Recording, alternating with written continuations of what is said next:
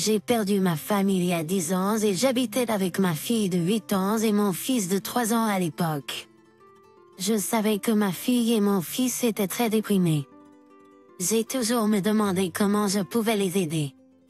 J'étais le seul parent qu'il leur restait, alors je me suis sentie obligée de les rendre heureux d'une manière ou d'une autre. Mais je ne pouvais rien faire pour les réconforter. Je me suis sentie frustrée par mon propre manque de capacité.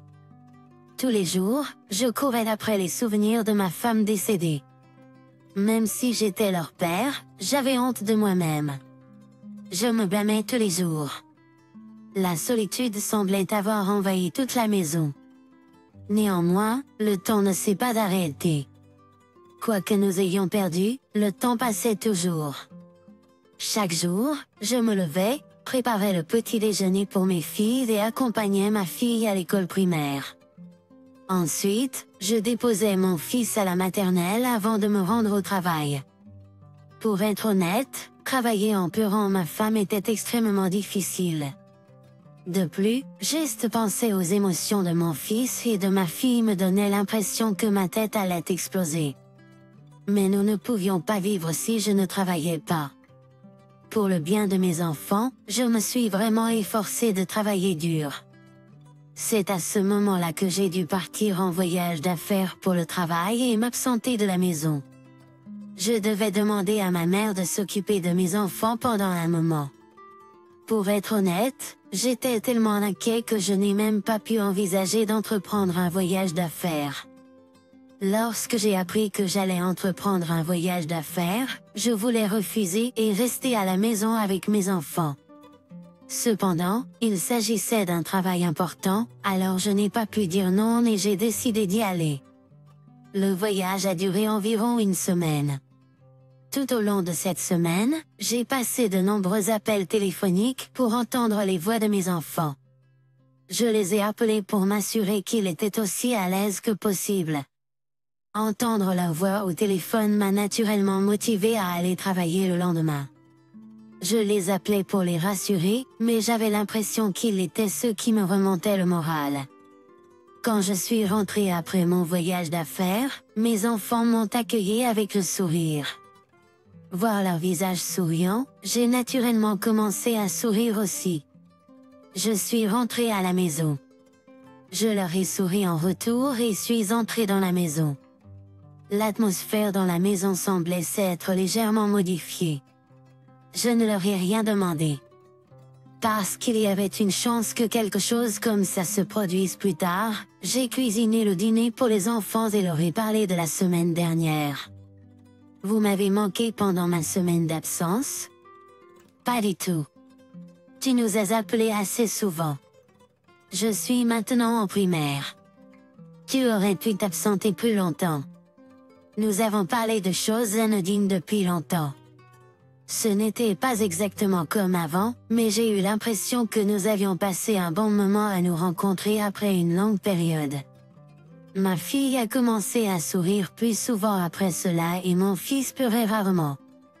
Mais en les regardant, je me suis sentie dégoûtée de moi-même parce que j'étais toujours sceptique de pouvoir me rétablir aussi bien que mes enfants.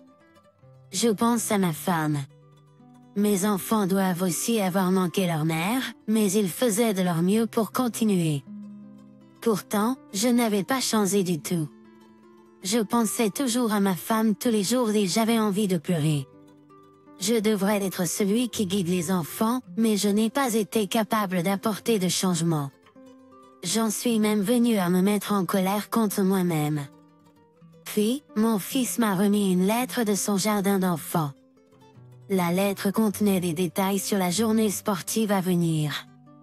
Mes yeux se sont arrêtés à un endroit en lisant la lettre. Il y avait un programme là-bas appelé Dansons avec maman. Et le programme consistait en des enfants et leur mère qui dansaient en cercle en se tenant par la main.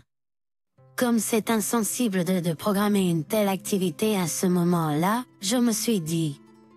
J'ai envisagé de demander à ma mère de participer au programme car je ne le pouvais pas. Mais je savais que ce n'était pas possible. Ma mère avait presque 75 ans. Même si mon fils n'avait que 3 ans, elle manquait de conditions physiques pour suivre l'endurance d'un enfant. J'étais curieux de savoir ce que feraient les familles sans mère. Donc, le lendemain, j'ai appelé l'institutrice de maternelle en déposant mon fils. Bonjour, excusez-moi. J'aimerais vous demander des informations sur un programme appelé Dansons avec maman. Que devraient faire les enfants sans mère? L'institutrice de maternelle a répondu, dans ce cas, l'un de nos enseignants ou leur père peut danser à leur place. J'ai donc envisagé la possibilité de participer. Mais ensuite, je me suis demandé si mon fils ne serait pas embarrassé parce que tous les autres enfants seraient avec leur mère et j'ai eu peur qu'il se moque de lui pour être le seul avec son père. Je n'ai pas pu supporter de voir les souvenirs précieux de mon fils être ternis.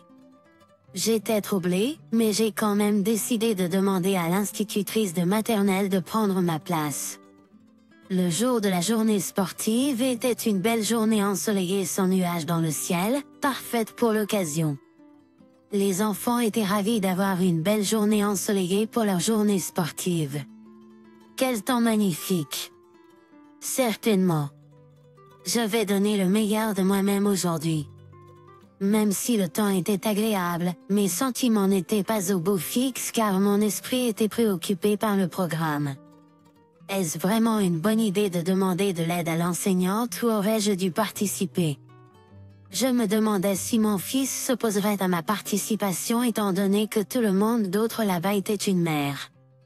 Je me suis demandé si je devais demander à mon fils ce qu'il préférait, mais j'avais peur de sa réponse. Est-ce vraiment la meilleure chose à faire?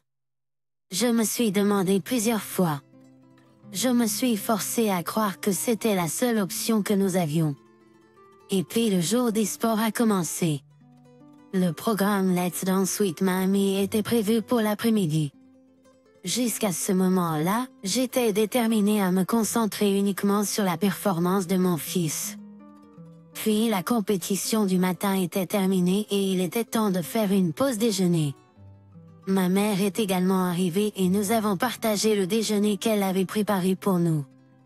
Cependant, même pendant que nous mangions, je m'inquiétais pour le premier programme de l'après-midi, Let's Dance with Mommy, malgré ma conviction d'avoir pris la bonne décision.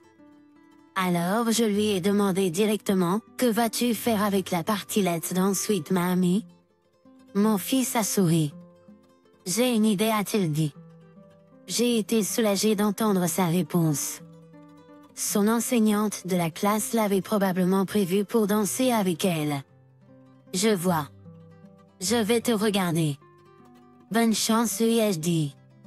Et quand le moment est venu, mon fils s'est élancé vers la zone d'attente. Et puis le Let's Dance with Mommy a commencé. Mais j'étais sans voix devant la vue qui s'offrait à moi.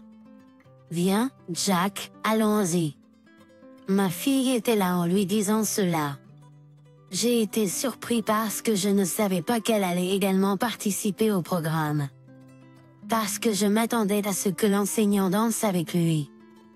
Parce que je m'attendais à ce que l'enseignant danse avec lui. Mon fils a également entendu ces mots, d'accord. Et avec un sourire, il a pris la main de ma fille Sophia dans la sienne, et ils ont dansé ensemble avec bonheur. Voyant mon visage surpris, ma mère, qui était assise à côté de moi, a dit, « Pendant que tu étais en déplacement professionnel, Jack continuait de pleurer comme d'habitude. Il causait des problèmes à Sophia. » Mais ensuite, Sophia a dit à Jack, « Maman est partie, mais je suis là, non. » La vérité, c'est que le papa la regrette énormément, mais il ne pleure pas, n'est-ce pas? Tu sais pourquoi? C'est parce qu'il est un homme. Tu es un homme aussi, n'est-ce pas, Jack? Donc, tout va bien maintenant, non? Tu ne pleureras plus parce que tu es un homme, n'est-ce pas? Je serai la maman pour toi et papa, d'accord? C'est exactement ce que Sophia a dit. Depuis ce moment-là, Jack a cessé de pleurer. Les enfants essaient de leur mieux d'aller de l'avant. J'ai été vraiment surpris d'entendre cela. J'ai été surpris d'apprendre que ma fille encourageait mon fils à la place de moi, en jouant le rôle de figure maternelle pour lui. Même si elle était devenue une grande sœur, j'avais supposé qu'elle était toujours une enfant qui avait besoin de beaucoup d'attention, mais elle avait tellement mûri. Et juste au moment où je pensais être un père terrible, je n'ai pas pu m'empêcher de pleurer. J'étais en plein milieu de la journée sportive de mon fils, entouré de gens, et je n'ai pas pu m'empêcher de pleurer. Et même maintenant, 10 ans plus tard, quand je repense à ce jour, je pleure encore. Ma fille déménagera à New York l'année prochaine. Je sais que je suis un père terrible, mais il y a quelque chose que je dois te dire tout de suite. Merci de soutenir notre famille. Tu es la meilleure mère que nous ayons dans notre famille.